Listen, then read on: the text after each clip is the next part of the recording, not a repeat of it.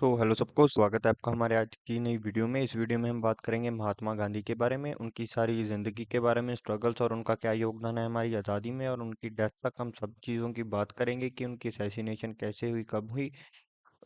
चलिए वीडियो शुरू करने से पहले आप अपनी पेन कॉपी अपने साथ रखिए, इंपॉर्टेंट चीज़ों के नोट्स लीजिए, या फिर आप ऐसे भी कर सकते हैं कि पहले आप जो है वीडियो को पूरे ध्यान से देखें और फिर जो है दोबारा से वीडियो को सीख कर कर जो इंपॉर्टेंट पॉइंट्स हैं उनको अपनी नोटबुक में लिखें। तो चलिए शुरू करते हैं बिना आपका टाइम वेस्ट किए। महात्मा गांधी जी को तो वैसे आप सभी जानते होंगे, हमारे जो नोट हैं उनके ऊपर जो इनकी तस्वीर है एक अच्छी सी। जो महात्मा गांधी हैं, इनका जो जन्म है वो हुआ था 2 अक्टूबर 1869 को पोरबंदर गुजरात में। और ये जो है गांधी जी, ये बहुत ही ज़्यादा जो है वेल्दी फैमिली से थे, यानी कि ये बहुत ही ज़्यादा अमीर बैकग्राउंड वाले थे। इनके जो पिताजी थे करमचंद गांधी, वो दीवान थे गुजरात में, यानी कि हम कह सकते हैं चीफ मिनिस्टर। और जो इनकी माता जी थी, यानी कि इनकी मदर, उनका नाम था पुतलीबाई। ये बहुत ही ज़्यादा जो है रिलीजियस औरत थी।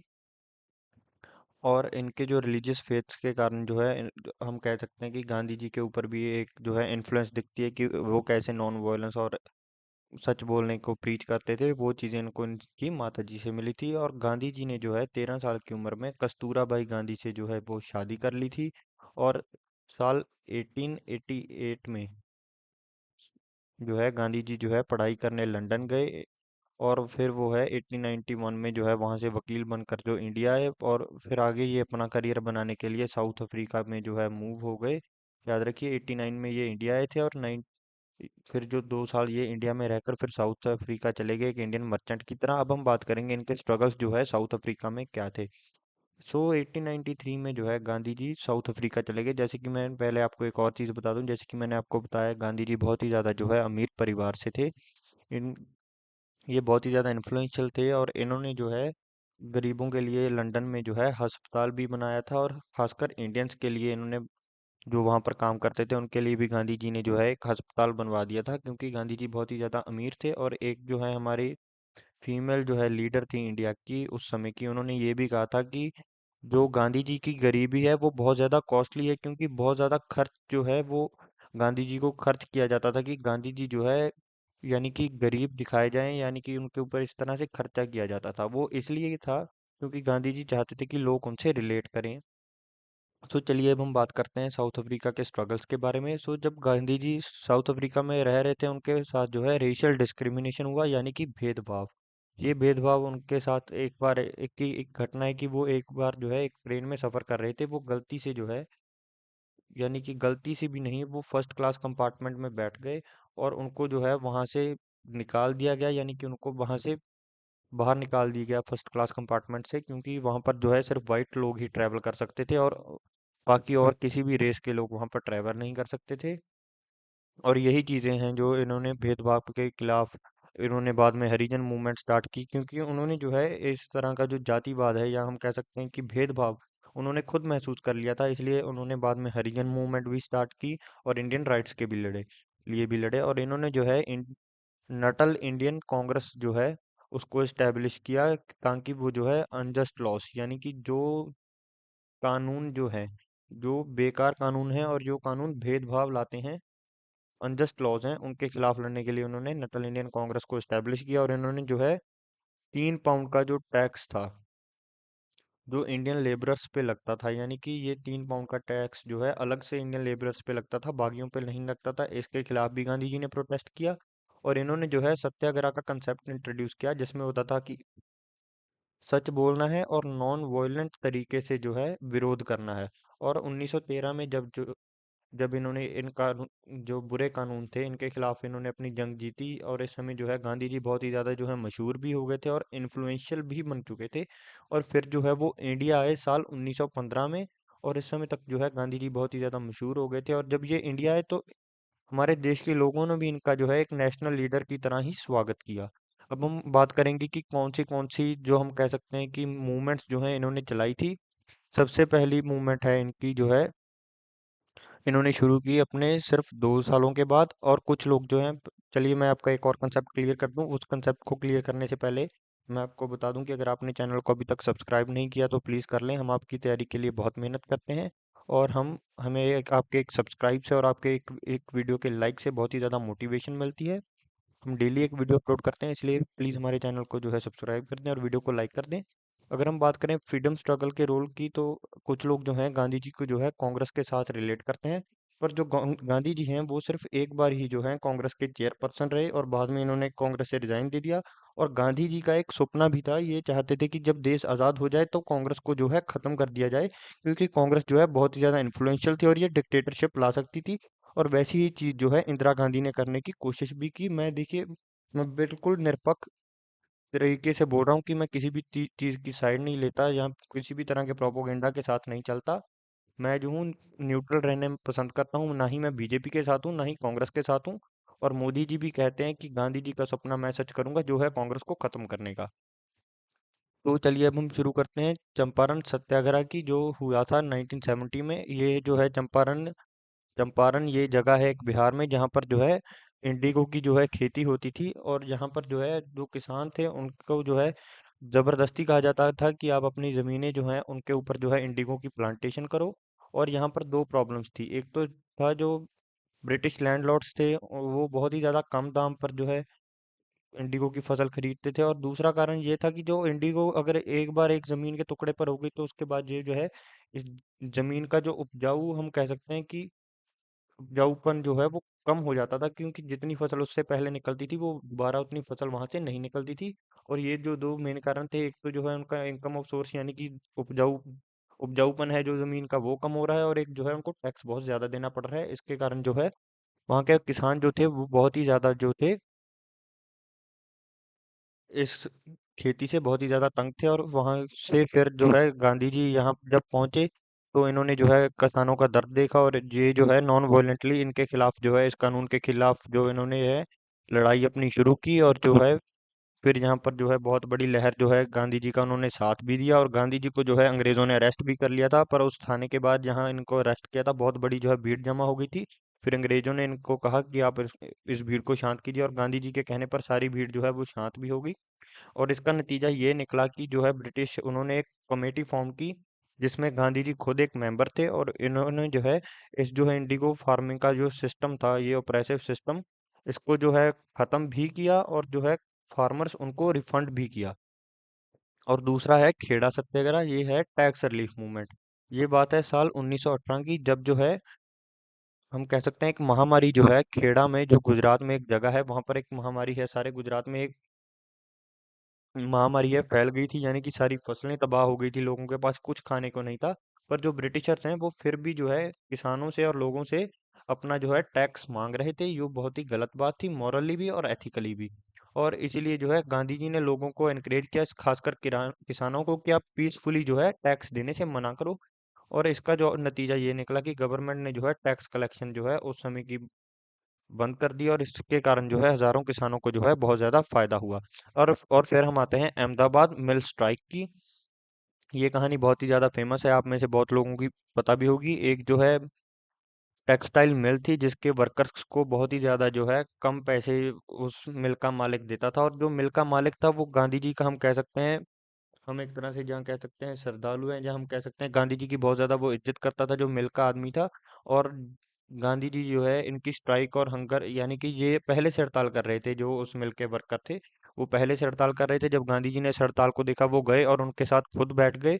और जो है फिर गांधी जी उनको उनका बनता हक, यानी कि उनका जो 35% का वेज हाइक है, यानी कि आप मान लीजिए अगर 100 रुपये मिलते थे उनको, तो 135 रुपये उनकी तनख्वाह करवा कर जो है गांधी जी उठे थे। और अगर आपको उस मिल के जो है टेक्सटाइल मिल के जो मालिक का नाम पता है तो आप जरूर कमेंट में बताएं।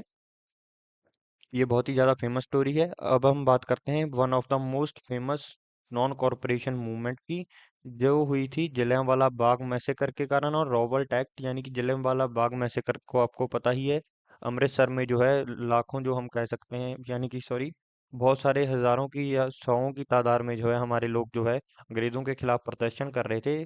जनरल डायर ने जो है वहां पर तोपें लगाकर, यानी कि एक जलियांवाला बाग में एक छोटा सा ही रास्ता है, अभी भी छोटा सा रास्ता है, अगर आप जरूर विजिट करें वहां पर तोप लगाकर, और साइड पे जो है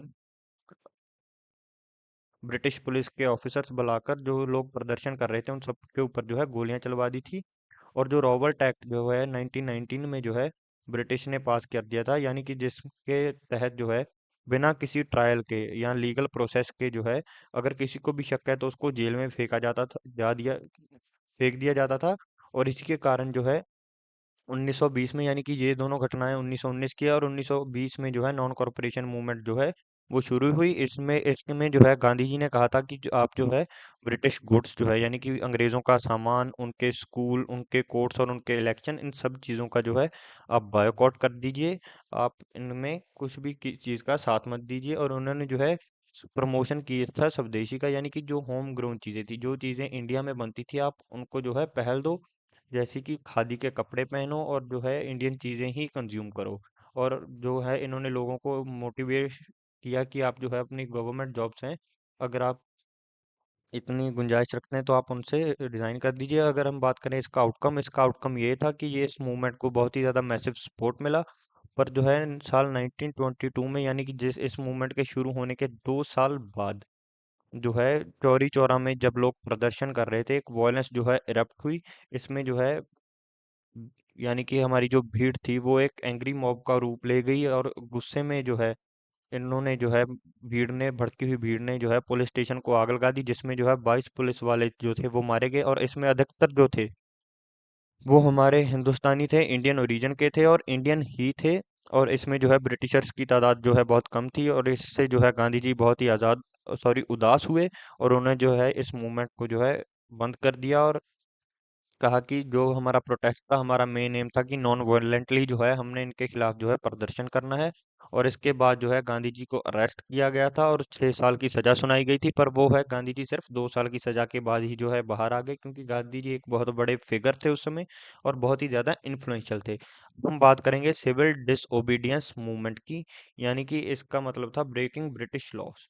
यानी कि अंग्रेजों ने जो है जो सॉल्ट यानी कि नमक के ऊपर जो है बहुत ही ज्यादा भारी टैक्स लगा दिया था। और जो लोग हैं जो खुद जो है समुंदर से सॉल्ट लगाते थे उसके ऊपर भी रोक लगा दी थी। और इसके तहत जो है गांधी जी ने डांडी मार्च निकाला था, क्योंकि जो नमक है वो हर घर में इस्तेमाल होने वाली चीज है, यानी कि सॉल्ट सबके लिए नेसेसरी है। इसके चलते जो है गांधी जी ने सबसे मशहूर डांडी मार्च निकाली, जिसमें वो 240 मील यानी कि 384 किलोमीटर जो है पैदल चल कर गए साबरमती से डांडी, जो कि गुजरात में है। वहां पर इन्होंने 6 अप्रैल 1930 को जो है इन्होंने जो है सॉल्ट खुद बनाया समुद्र के पानी से।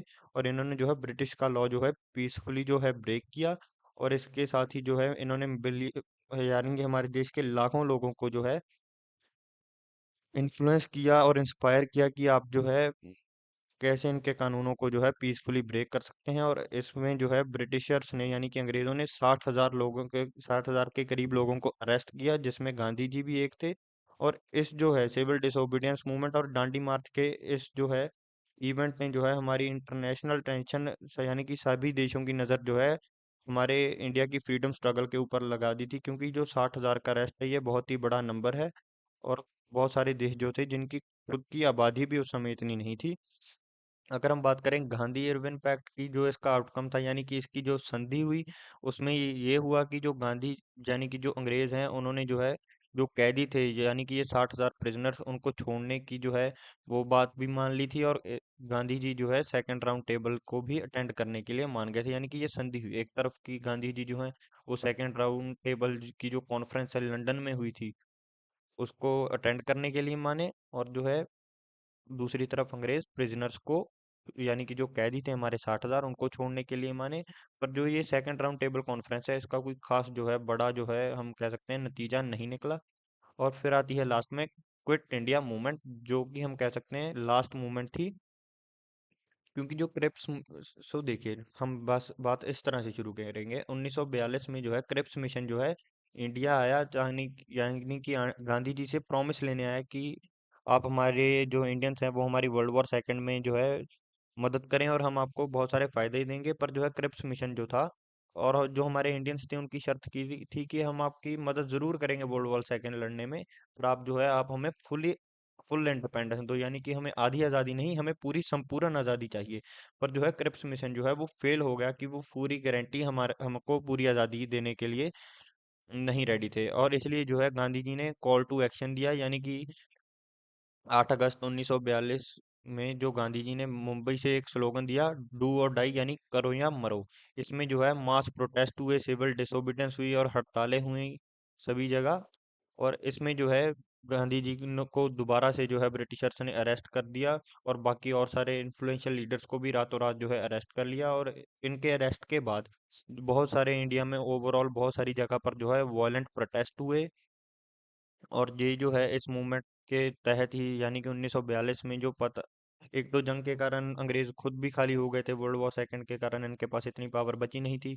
और ये खुद भी समझ गए थे कि ये जो है अब इंडिया को बहुत लंबे समय तक ये जो है रूल कर कर नहीं रख सकते। अगर हम बात करें इनकी, गांधी जी की दूसरी कंट्रीब्यूशन की, इन्होंने प्रमोट किया खादी और विलेज इंडस्ट्री। खादी का आपको पता ही है, यानी कि सेल्फ रिलायंस इंडियन गुड्स का ही जो है आप इस्तेमाल करें। और विलेज इंडस्ट्रीज, इनको हम कह सकते हैं कि गाँव से भी बहुत प्यार था। जैसे कि इन्होंने कहा था कि जो हमारा देश है वो गाँव में बसता है, यानी कि गाँव का देश है, क्योंकि हमारी बहुत सारी जो आबादी है हमारे देश की, वो आज भी गाँव में ही रहती है। हमारी ज़्यादातर आबादी 1947 के आज़ाद होने के इतने सालों के बाद। और ये जो है अनटचेबिलिटी के खिलाफ भी लड़े, और इन्होंने जो है हरिजन मूवमेंट शुरू की। और इन्होंने कहा कि जो दलित हैं वो हरिजन हैं। और ये स्टेप था उनकी दलित की अपलिफ्टमेंट के लिए, यानी कि लोअर क्लास की अपलिफ्टमेंट के लिए।